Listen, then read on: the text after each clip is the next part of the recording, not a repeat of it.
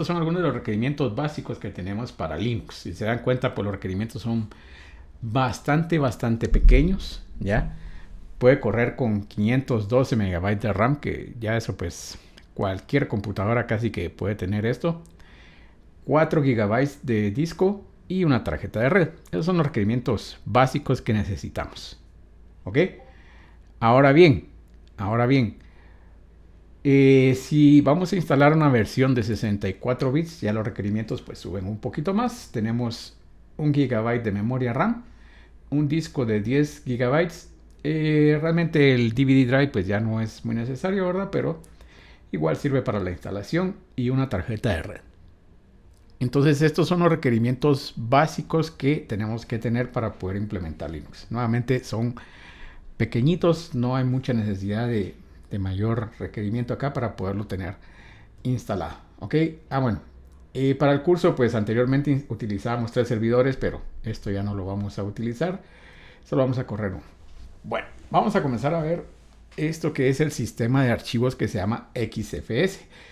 Entonces, XFS es un sistema de archivos de 64 bits con journaling. O sea, journaling es que nos va a tener un control ahí de la información de alto rendimiento que fue creado por lo que era antiguamente Silicon Graphics. Silicon Graphics era una compañía que se dedicaba a la creación de computadoras que se especializaban en la parte de 3D.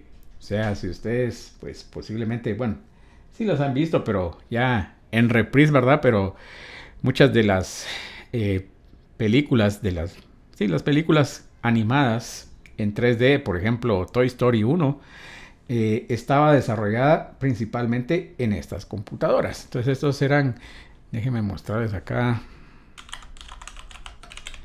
unas computadoras pues que realmente eran más estaciones de trabajo que otra cosa, workstations se les llaman, y eran muy potentes para su época, ¿ya?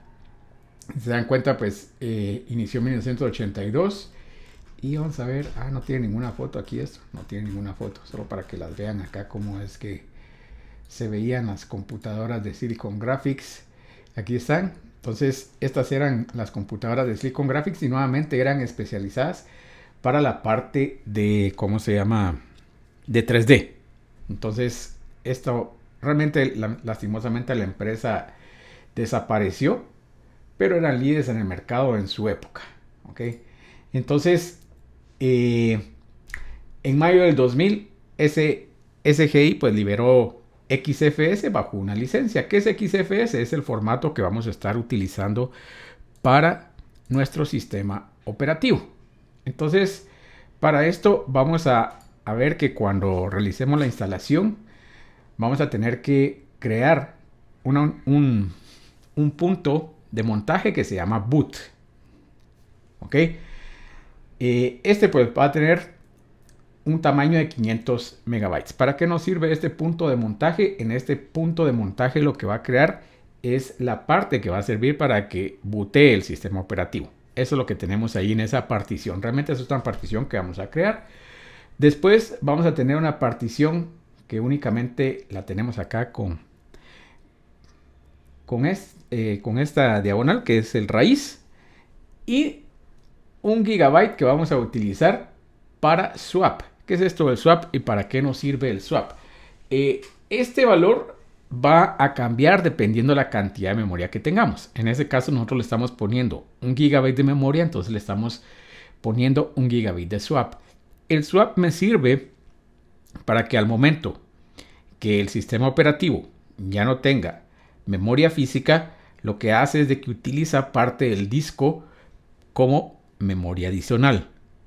Esto pues nos crea una ventaja porque nos da mucha mayor memoria, pero también crea una desventaja. ¿Por qué? Porque el acceso a la memoria que tenemos física es mucho más rápido que acceder al disco.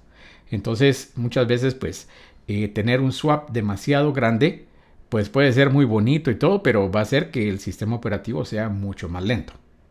En Windows es el paging file. Si ustedes no han visto, pues hay un archivo oculto ahí que es el paging y funciona exactamente igual. Generalmente se recomienda que sea por lo menos igual o el doble de la memoria RAM que tenemos instalada. Entonces para eso me sirve este swap space o swap file que vamos a estar utilizando. Entonces vamos a ver cómo es el proceso en Rocky, porque como les digo, nunca lo he utilizado. Aquí con ustedes lo vamos a hacer en vivo, entonces no lo conozco, pero generalmente pues creamos 3 particiones en CentOS y una partición era para cargar el boot, la otra era el raíz y la otra era el swap. Entonces vamos a ver cómo se crean en cómo se llaman Rocky. Debería ser bastante similar. Bueno, vamos a pasar a la instalación. Entonces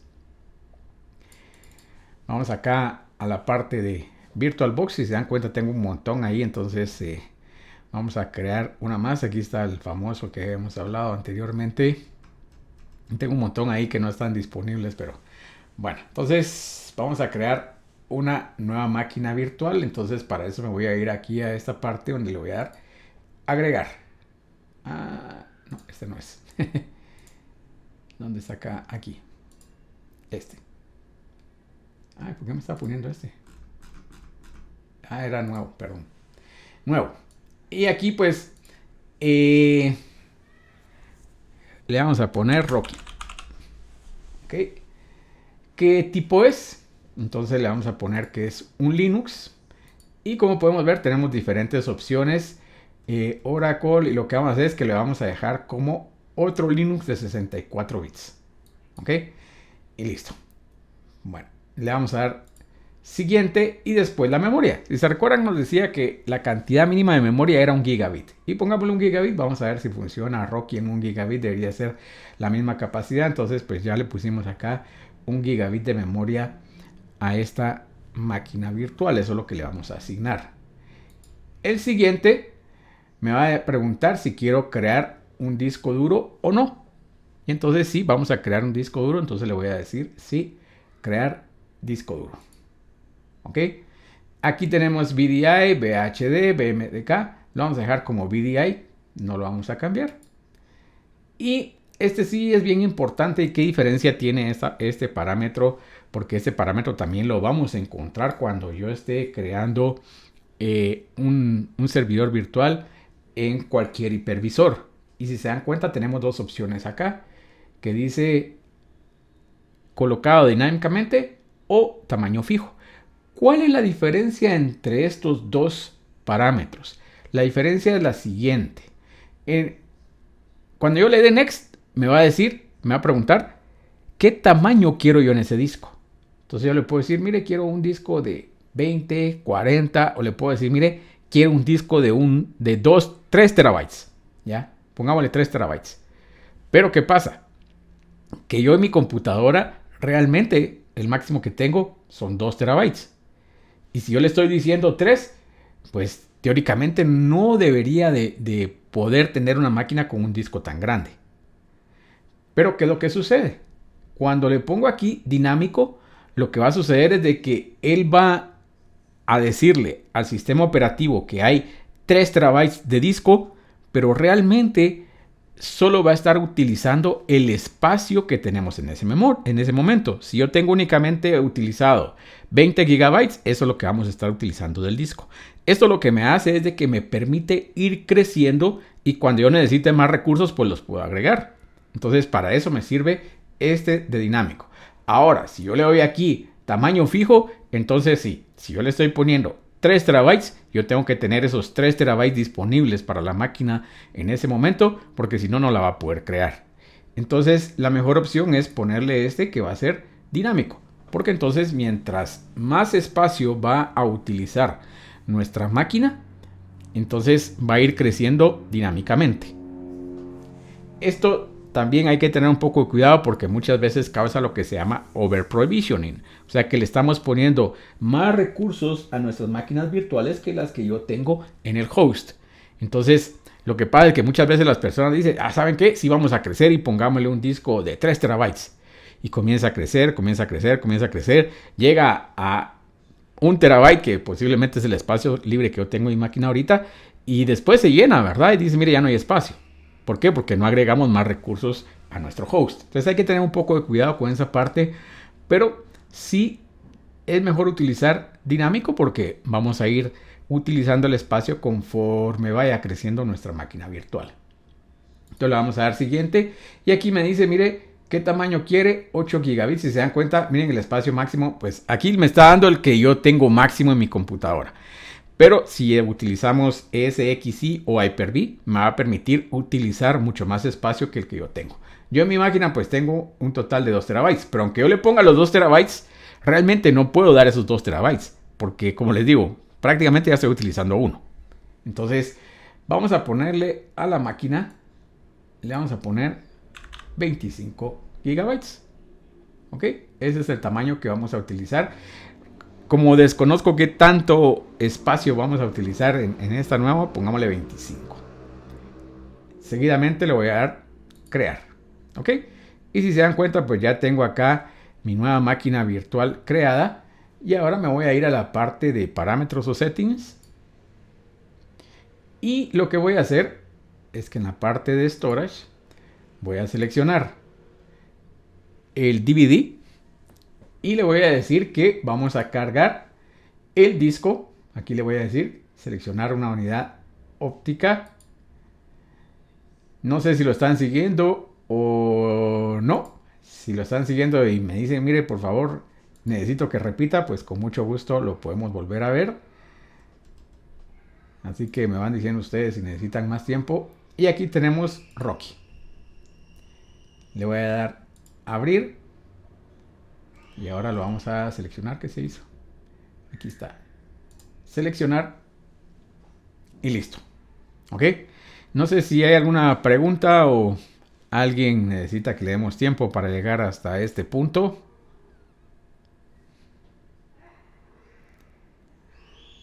Yo esperaría que todos lo estén haciendo. Pero nuevamente, si no lo hacen, después comenzamos a tener problemas porque no, mire, no puedo hacer esto, mire, no puedo hacer lo otro. Esta parte realmente es bastante opcional porque posiblemente no vamos a utilizar mucho esta máquina virtual. Pero los pasos que vamos a ver después ya no van a ser opcionales, ¿ya? Porque vamos a ver cómo nos vamos a conectar al Oracle Cloud para trabajar en él. O sea, hoy vamos a comenzar a trabajar ahí. Bueno, entonces en lo que esto se está instalando, nosotros vamos a seguir trabajando en Oracle Cloud. Entonces vamos a decirle OK aquí. Y ahora pues voy a arrancar la máquina virtual. No sé dónde me va a poner la pantalla esta. Me la puse en el otro monitor. Pongámosla para acá. No quiso. Bueno, les puedo decir que de entradita está igual. Vamos a darle Enter. Y vamos a ver qué hace el sistema operativo ahorita que comencemos a instalar.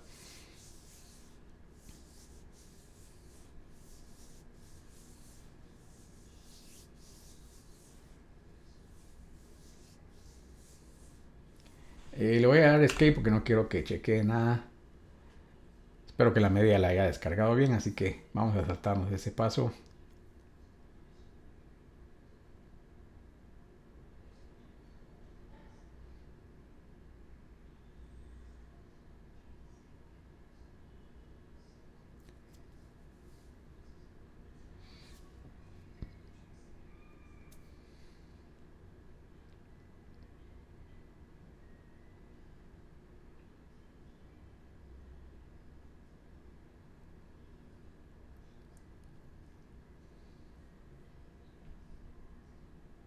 Está un poco lento, está más lento de lo que era con CentOS, pero vamos a darle el beneficio a la duda.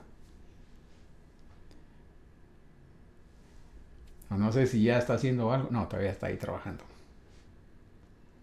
Pero sí está un poquito más lento. O sea, de lo que puedo ver está un poco más lento este proceso, pero también puede ser que yo tengo un montón de cosas corriendo en mi máquina, así que eso puede ser. De entradita pues parece igual, o sea, la entrada está igual. Yo estoy acostumbrado a trabajar todo en inglés y les recomiendo que lo trabajen en inglés. La instancia de Oracle va a estar en inglés, así que por favor, ojo ahí con el teclado, ¿verdad? Porque muchas de las teclas que nosotros tenemos en español no funcionan igual que en inglés o no sabemos en dónde está la ubicación de las teclas en otro idioma. Entonces yo lo voy a dejar en inglés y en inglés. Le vamos a dar continuar acá.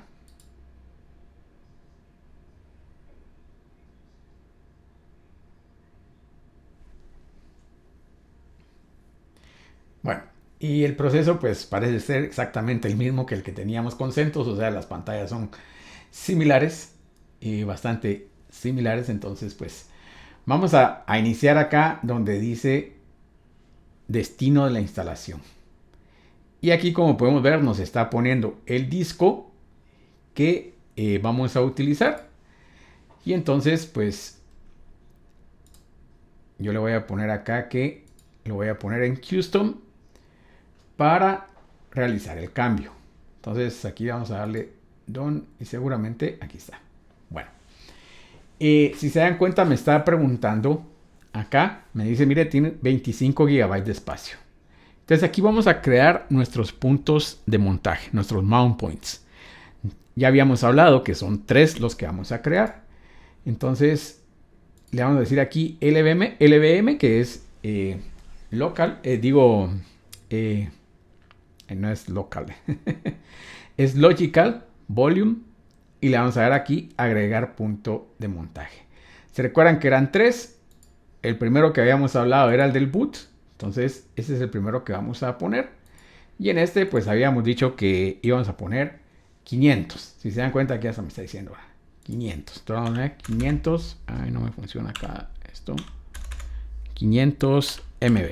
Esto era lo que me estaba diciendo que necesitábamos para el boot. Entonces 500 MB. Y le vamos a dar agregar. Ok, vamos con el siguiente. Y el siguiente que vamos a agregar es el swap. Si se dan cuenta aquí me dice swap. Y aquí le vamos a poner un gigabyte. Giga. Ok, entonces ya tenemos el swap, ya tenemos nuestro boot y ahora nos toca el último punto, que es este, que es el raíz. Ok, y acá le vamos a poner el total que quedó, 23.6 gigabits. Ok, nos queda ahorita hay un mega ahí desperdiciado, pero siempre sucede eso. Ok, entonces ahí tenemos ya nuestros 3 puntos de mount que vamos a utilizar. Primero es el raíz, aquí es donde vamos a tener todos nuestros documentos. ¿Ok? Aquí en el boot es donde vamos a tener los archivos que nos van a servir para cuando bootemos la computadora. Y de último tenemos el swap, que nuevamente es una memoria virtual que vamos a utilizar. Seguidamente le voy a dar done. Ok, y le voy a decir aceptar los cambios. Si se dan cuenta me dice, mire, va a destruir lo que está ahí, ¿sí? Pero hay que tener mucho cuidado porque si yo lo realizo en un equipo donde ya tengo un sistema operativo, me va a borrar lo que yo tenga ahí y pues prácticamente voy a perder todo. De ahí vamos a seleccionar acá qué es lo que queremos instalar en el equipo.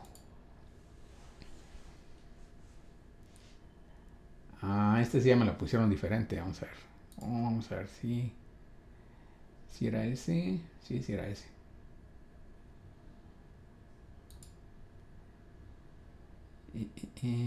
Vamos a ver acá. No, no quería hacer eso. Bueno.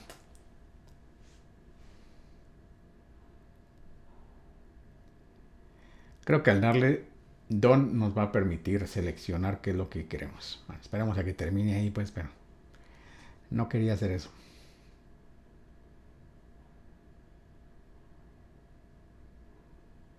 Solo les recuerdo que yo es primera vez que lo toco. No lo quise hacer antes porque dije, mejor lo vemos en la clase todos juntos para ver cómo funciona.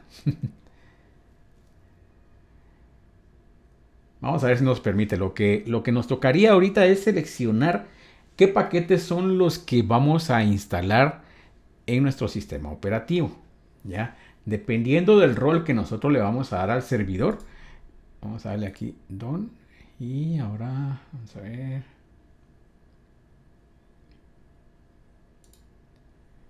pero no me deja acá. Repositorios, no, pero estos son repositorios. Aquí está Software Selection, no lo vi, estaba dándole al que no era, aquí en selección. Bueno, entonces si se dan cuenta, primero nos dice Server with GUI, o sea que tenemos una interfaz gráfica. Podemos ponerlo como instalación mínima. Alguien me preguntó la última vez, mire, lo vamos a poner como estación de trabajo. También lo podría poner. Si yo, por ejemplo, quiero instalarlo en una computadora en mi casa, pues lo puedo poner como Workstation. Virtual Host. Ok.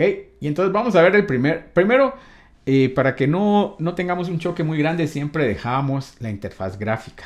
Ok. Entonces lo dejamos server con la interfaz gráfica. ¿Qué más servicios poníamos acá para poder, ¿cómo se llama? Configurar? Era, por ejemplo, vamos a ver acá.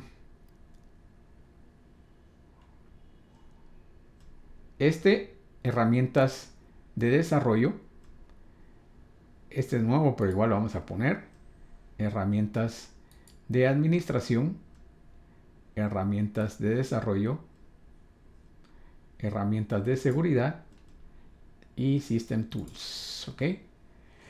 Estos son los que deberíamos de tener seleccionados para evitar cualquier tipo de problema. ¿Por qué? ¿Y por qué les digo hay que seleccionar, por ejemplo, las herramientas de desarrollo?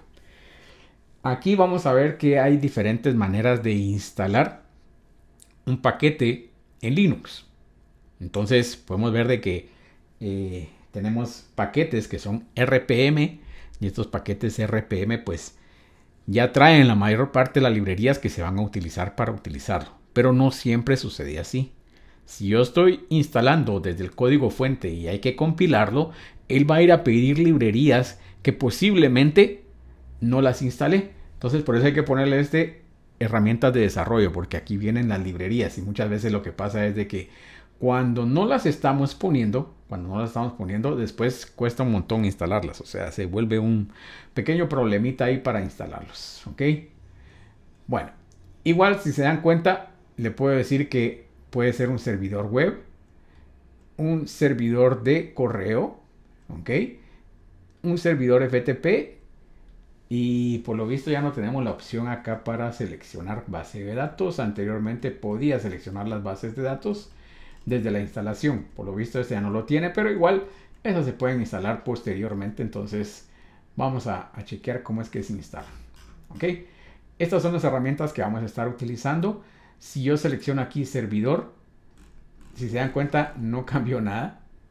Si le pongo minimal, como ya le había seleccionado algunas cosas acá, o si estación de trabajo. Bueno, aquí vamos a ver, y esta es una de las diferencias. Por defecto, y vamos a ver de que hay lo que se llaman servidores X. Estos servidores X son los que me permiten la parte gráfica. Y este es uno de los puntos que muchas veces da problema, porque dependiendo de la distribución que estemos utilizando, utilizan diferentes servidor tipo X, ¿ya? Y aquí, como podemos ver, tenemos Nome, que podría instalarlo. Por defecto va a instalar KDE. Ese es el que va a instalar en este momento. Pero yo podría instalar Nome o cualquier otro, servidor gráfico. Y ahí es, como les digo, donde entran las diferencias. Porque si uno mira una distribución de Linux y después mira otra y dice, bueno, pero los dos son Linux, ¿y por qué este se mira diferente? Pero es por esta parte. Muchas veces puede ser demasiado cargado, entonces depende de las necesidades del cliente, ¿verdad? Así lo vamos a poner. Entonces, por el momento no vamos a instalar nada más adicional. Y le vamos a dar aquí hecho. Y ahora,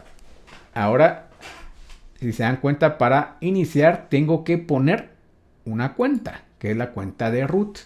Esta cuenta de root es un superusuario. Entonces, esa cuenta pues tenemos que tener mucho cuidado con ella, porque con eso se puede hacer cualquier cosa en el servidor. Las cuentas de root no las deberíamos de estar utilizando para hacer tareas diarias. Entonces hay otras maneras de poder realizar esas tareas diarias. Ya lo vamos a ver después cuando lleguemos a esa parte, cómo utilizar el sudo. Pero entonces el root lo vamos a utilizar únicamente cuando tengamos que hacer algunas tareas importantes. Por ejemplo, aquí todo lo que vamos a ver en el curso para el primer parcial, no vamos a utilizar ningún privilegio que nos pueda dar el root. Para que no se me olvide, pues le voy a poner 1, 2, 3, 4, 5 y 6. Y se dan cuenta, me dice el password es demasiado débil, no importa, yo sé. No es recomendable para utilizar en ambientes de producción, ¿verdad? Pero como yo acá, y se dan cuenta, me dice, mire, este password falla para un ataque de diccionario. ¿Por qué? Estos ataques de diccionario, yo por ejemplo, puedo utilizar un archivo, que vamos a ver dónde está ese archivo.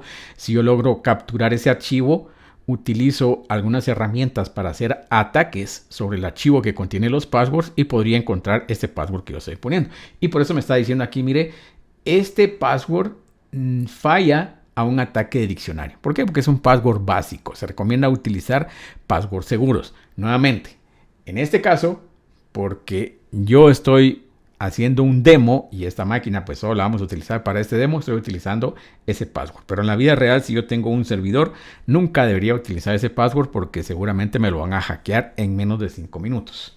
Entonces le tengo que presionar DON 2 veces, 1 y 2, para confirmar de que yo sí quiero utilizar ese password. Además, vamos a crear un usuario. Entonces acá vamos a poner el usuario. Ok, y mi usuario va a ser mcle. Y si se dan cuenta, me dice, ¿puedo hacer este usuario como administrador? ¿Va a requerir un password, sí o no?